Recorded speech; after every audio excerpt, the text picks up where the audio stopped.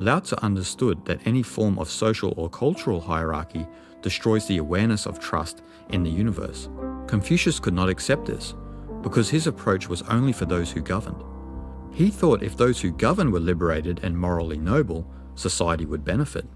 In truth, this view is not oriented toward the freedom of the individual. Rather, it is a clever system devised to manage society without the people of that society questioning their position.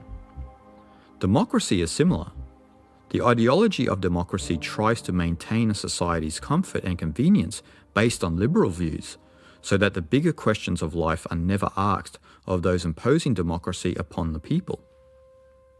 The hierarchical systems of governments, banking, corporations, and royalty end up becoming tyrants rather than servants. Yet according to Lao Tzu, if any system is devised to control anything, then we have ceased to follow the way of nature. Then control invariably turns into a selfish and corrupting urge to lord it over others. As John Lord Acton, the English Catholic historian, politician and writer, wrote in 1887, "Power tends to corrupt, and absolute power corrupts absolutely. Great men are almost always bad men."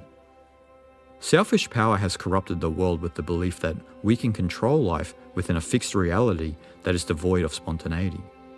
Evolution, on the other hand, means pushing the limitations of our minds and the traditional boundaries we have constructed.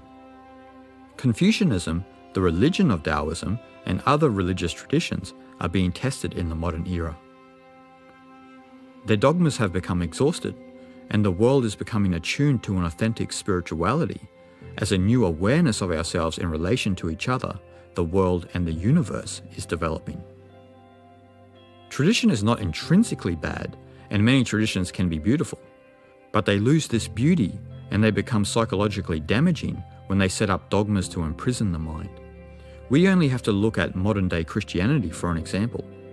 The way of Lao Tzu was to never be attached to any tradition that imprisoned our mind, because if we hold our center within, we will move with the evolutionary energies of the universe without resistance. These evolutionary energies materialize as synchronicity on the level of the conscious mind. Though traditions may come and go, their remnants sometimes linger within the collective consciousness for some time. The continent of Asia is a good example, because even though the ideology of Confucianism is often unacknowledged as a prevailing system of thought, the dogmatic beliefs of that socio-economic religious ideology still keep people from embracing change. These dogmas are bringing tenseness and frustration into the lives of the common people, because the collective consciousness has evolved past such rigid traditions, much as we are evolving past the vain materialism of the West and its attempts to shove liberalism down everyone's throat. Consciousness is dancing to a new rhythm and vibration, both collectively and individually.